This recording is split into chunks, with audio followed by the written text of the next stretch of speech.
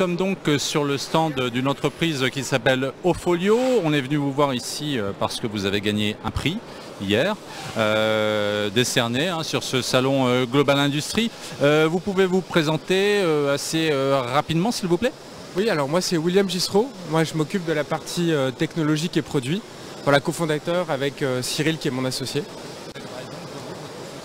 Et donc moi je suis le PDG d'Ofolio et pour vous dire en quelques mots, donc Ofolio, on révolutionne le sujet de la planification projet pour les industriels, dans le sens où on a créé le premier outil qui travaille pour les industriels et qui génère les datas.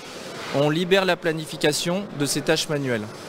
D'accord, alors vous avez donc gagné ce prix hier. Vous l'avez présenté un petit peu rapidement votre entreprise. Dites-nous un petit peu quand est-ce que ça a été créé, combien de collaborateurs, voilà, quelques dates, quelques chiffres, s'il vous plaît. Alors on est tout jeune, je pense que c'est aussi pour ça qu'on est sur le sujet de la résilience. On a pris la décision de lancer notre société en début 2020. Donc période de Covid, on a traversé cette période un peu tumultueuse, mais ça nous a permis de nous concentrer sur l'essentiel.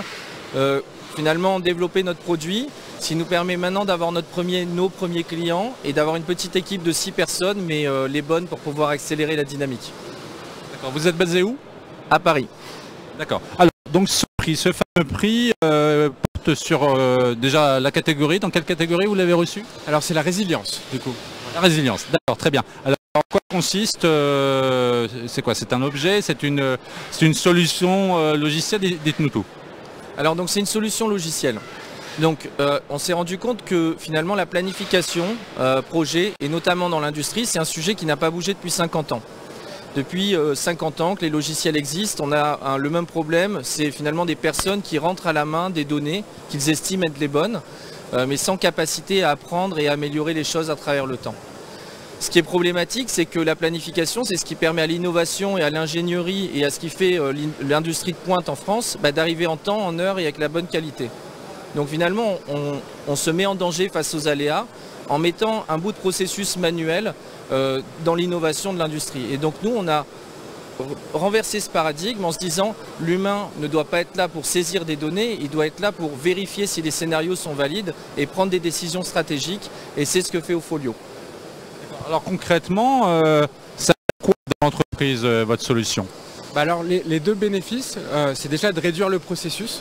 Donc grâce à notre technologie, on est capable de réduire le processus de plusieurs jours à quelques minutes. Donc on peut permettre finalement à n'importe qui de planifier.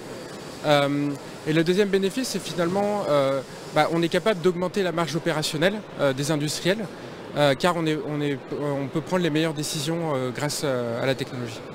Donnez-nous un exemple très concret d'une industrie qui utilise votre solution qui s'appelle comment d'ailleurs? Alors c'est Ofolio comme le nom de l'entreprise. Alors je vais vous partager une expérience que j'ai eue parce que moi j'étais planificateur industriel pendant 6 ans, notamment dans le secteur du transport. Et on s'est amusé finalement à faire le même travail que je faisais manuellement avec Ofolio.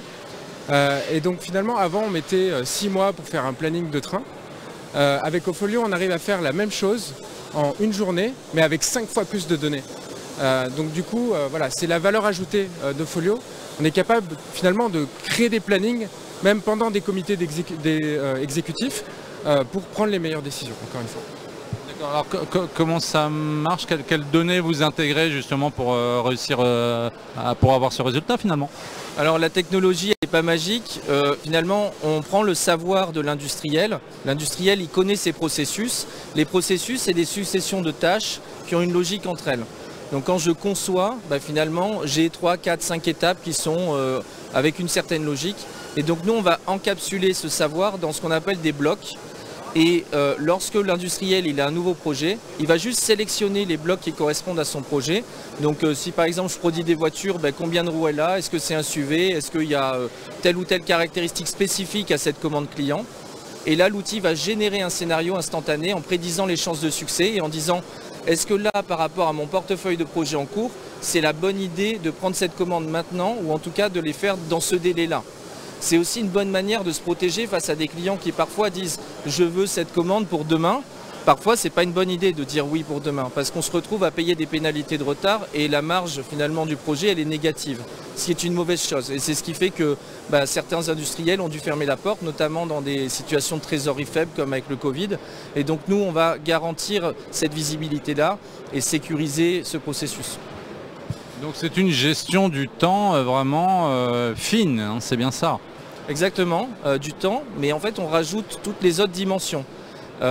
Quand on se concentre uniquement sur le temps, on prend le danger de ne pas estimer le besoin en ressources. Et si demain la ressource nécessaire à accomplir cette tâche-là n'est pas là, on n'a pas anticipé son besoin, on prend du retard. Donc on rajoute la ressource, on rajoute aussi les coûts. Alors les coûts humains, les coûts non humains. On va rajouter aussi la notion de revenu, la notion de risque et de prédiction de chance de succès. Donc on arrive à une visibilité totale sur l'ensemble des éléments qui sont nécessaires pour accomplir ce projet.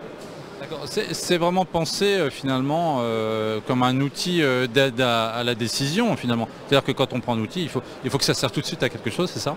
C'est ça exactement. On a créé cet outil finalement pour redonner la main finalement aux gens qui doivent décider.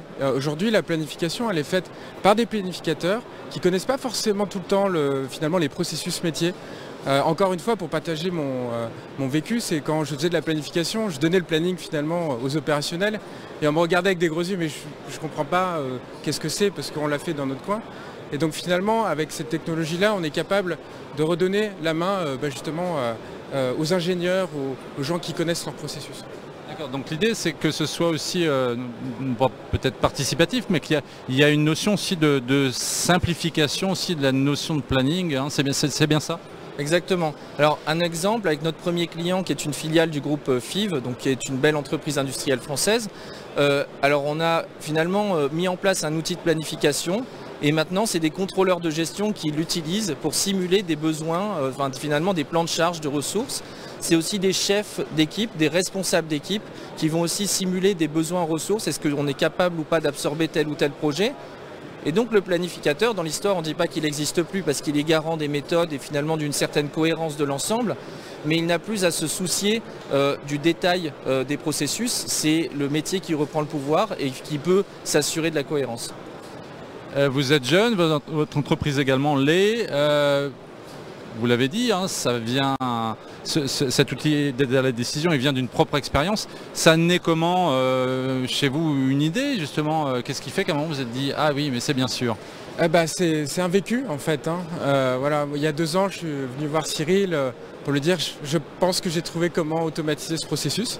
Alors c'était un peu fou au début, il n'a pas tout compris d'ailleurs, il m'a regardé, bon je te suis parce que tu es mon meilleur ami et je crois en toi. Et on a beaucoup travaillé, on a fait des prototypes, on a testé auprès des clients et on a validé finalement le concept aujourd'hui qui est du coup commercialisé. Pour en rajouter aussi, on a eu des entreprises qui nous ont fait confiance. Et ça, il faut le dire, il faut remercier des sociétés comme FIV par exemple, qui pendant un moment ont travaillé avec nous en disant on n'est pas sûr de voir la finalité, mais allons-y, on met un jeton, on va voir.